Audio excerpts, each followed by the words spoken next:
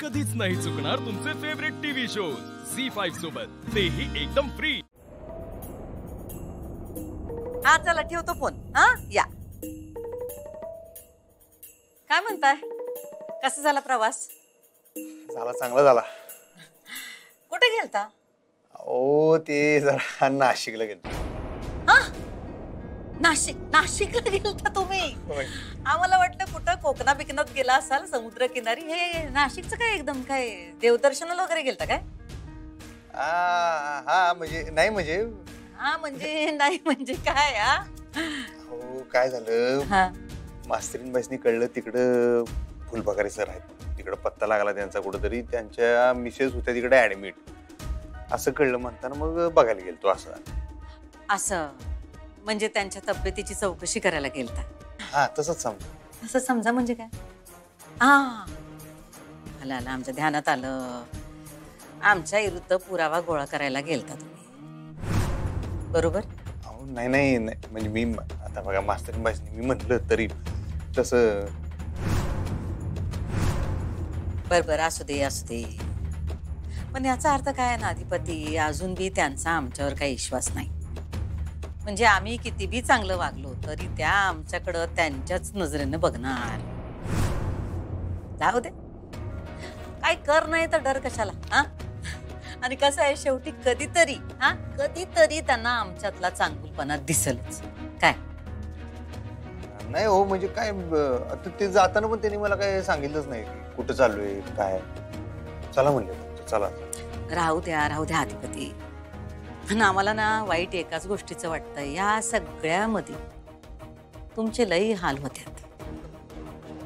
पण अधिपती, आम्ही तुमच्या आई आहोत, आमच्याकडनं तुम्हाला कधीच त्रास होणार नाही। तुमच्या आनंदातच आमचा आनंद आहे। ही चांगली बाजू मास्तरीन बाईसनी केव्हा दिसायची?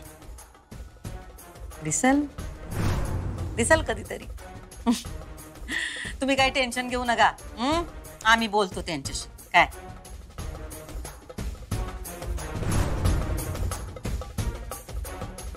या हो, गरम गरम चहा घ्या। अगं आत्ताच चांगली होऊन आलीयस, दगदग झाली असेल, कशाला चहा केलास? अहो नाही हो, बायकांना घरच्या कामाने दगदग नाही होत, उलट आनंदच वाटतो। घ्या।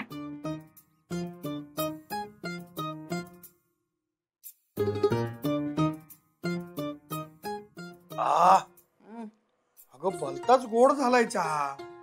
अगं बाई हो, थांबा हे बघ मी दुसरा करून आणते। अगं तुझा आनंद त्यात उतरलाय अख्खा चहा, त्यामुळे गोड झालाय चहा। काय हो तुम्ही पण उगाच ना मला काहीतरी। काय झालं, एवढे कसले हसताय दोघं? एवढा कसला आनंद झालाय? काय नाही ग, काय नाही। तुला चहा हवाय का? मी चहा आणते तुझ्यासाठी। नको दमून आली असशील ना चांगली होऊन। पर ते सगळं जाऊ दे, वसू मावशी काय म्हणतीये, कशी आहे ती? अगदी मजेत आहे, विचारत होती मला आता इराचं लग्न कधी करणार। मग सांगायचं ना तिला, सगळं ठीक झाल्यावर करू। सगळं ठीक झाल्यावर म्हणजे काय काय म्हणायचं काय तुला? मला काय म्हणायचंय हे तुम्हाला चांगलंच माहितीये।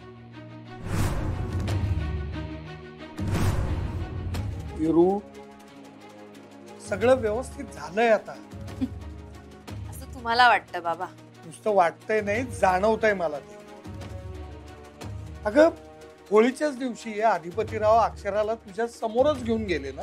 हो बरोबर आहे, पण ताई स्वखुशीने नाही गेली, जाताना तिने अटी घातल्याच ना। हिरू, अगं संसार म्हटलं की तडजोडी ह्या कराव्याच लागतात।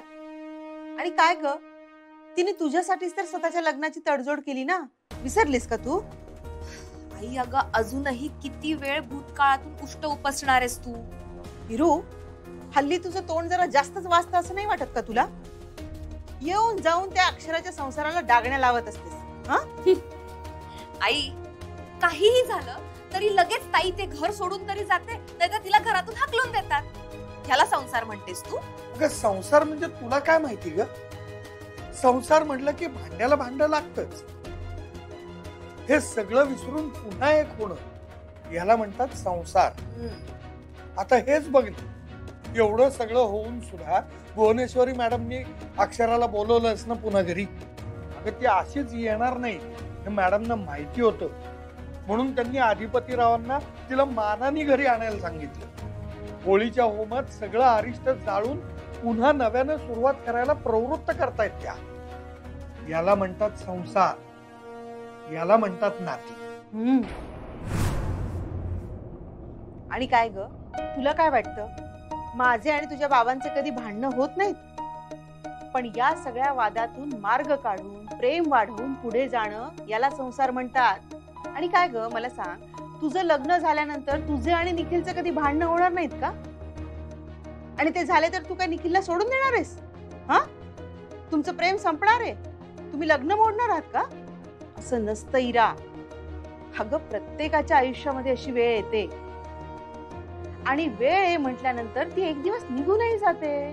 काय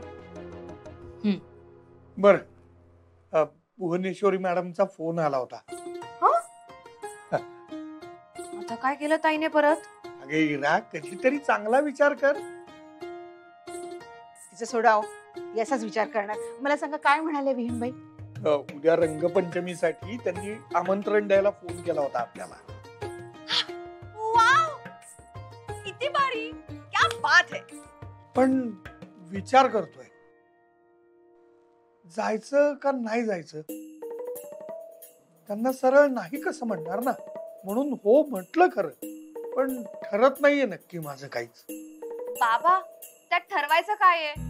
तर भुवनेश्वरी मॅडमचा फोन आलाय म्हणजे जावंच लागेल. आणि तसंही धम्माल असणार आहे तिकडे. असेल ग, पण आता तूच म्हणालीस ना की अक्षरा स्वतःच्या मर्जीने तिकडे गेली नाहीये, म्हणजे सगळं आलबेल नसेल, हो की नाही?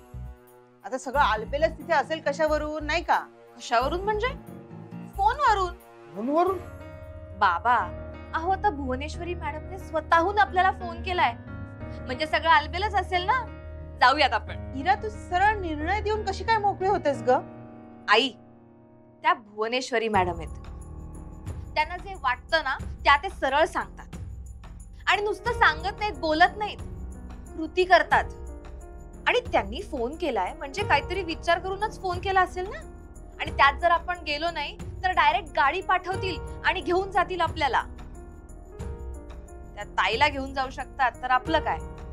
आणि ह्या सगळ्यामध्ये त्यांचं मन दुखवणं मला योग्य वाटत नाही.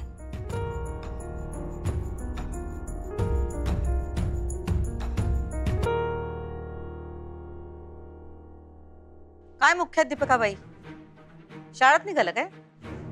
हो हो, रजा टाकून द्यायची की. हा, 1-2 दिवस. शाळा आपलीच आहे. तसं बी आता ही 2 दिवस काढलेली रजा वायाच गेली. ज्याच्यासाठी रजा काढली होती ते काही झालंच नाही. होऊ दिलं. मला अंदाज होताच मॅडम या सगळ्याचा. अंदाजावर युद्ध जिंकता येत नाहीत सुनबाई.